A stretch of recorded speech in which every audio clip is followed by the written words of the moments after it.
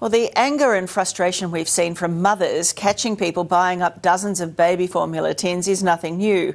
But this is the first time we've seen a teenage boy join the fight.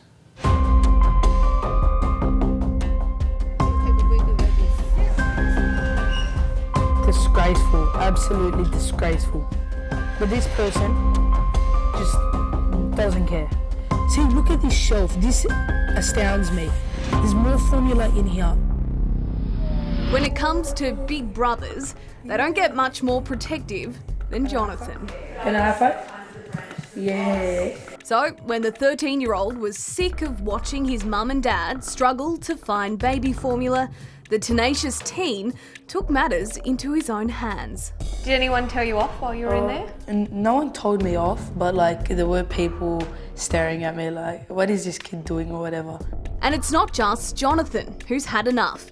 The entire family is on a mission which they say is in the name of fairness. 2 per customer. How many times did you come in? Who are you? What? Who am I? I am a concerned parent. Joanne and Andrew spend most days in and out of supermarkets and pharmacies looking for baby formula for their 16-month-old son, Jacob. There has been 2-3 occasions that my son has not had formula.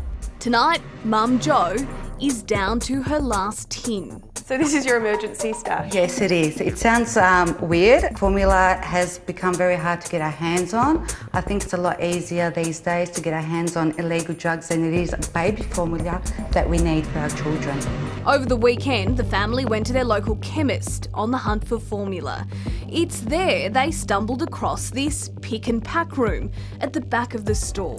In Chemist Warehouse there's a separate room where it's full of cardboard boxes and there's a massive shelf with baby formula, and there were Chinese in there buying the formula, taking it in there, packaging it, signing forms and sending it to China.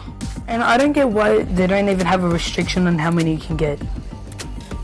Because what about the people that actually need it? Jonathan's grandma has also taken up the fight. Here she is at Coles, confronting Chinese shoppers who, she says, are breaking the rules. Now, do you think it's right what you've been doing, right? Buying formula, right? More than 2, right? You've got 10 in there. Why are you doing this? You know you can't do this. Is it fair for our children? These types of pick and pack stores are by no means illegal. In fact, similar operations are popping up in suburbs and in cities across the country. And they could even help Australia's widespread baby formula shortage. There is no need to be fighting. It's no secret the reason for the chronic formula shortage is mostly due to people called Daigos, shoppers who buy products in Australia and on-sell them to China for hugely inflated prices. But the answer to this problem may lie here, in stores like this one in Parramatta in Sydney's west. It's a one-stop shop, if you like, for the Chinese shopper. You see here, we can post it directly to China, so it's much more convenient. A lot of the Daigo live in Australia. This is their home. They're just simply providing, this service back for people in China who want Australian products and services. There are now more than 1,500 specialist Daigao stores around Australia.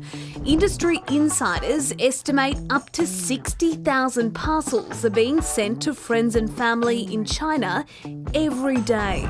Keon Chan is the CEO of AU Make, a supermarket specifically designed to service Chinese shoppers. With the current major retailers, they're just not geared up to engage and supply the Chinese markets. Baby formula prices are generally more expensive at these stores, but experts say a rise in the number of specialty shops will eventually drive prices down, keeping Daigao shoppers here and away from local supermarkets and pharmacies. Dr Charmaine Glavis is from the QUT Business School. There has been increasing tensions between mum and dads who, are trying to purchase products on supermarket shelves. Competition is a really good thing. It drives demand and also can lower prices. The more Daigou stores that we see essentially might mean that consumers are going to get a better deal. Chinese consumers are actually willing to pay a premium for Australian products.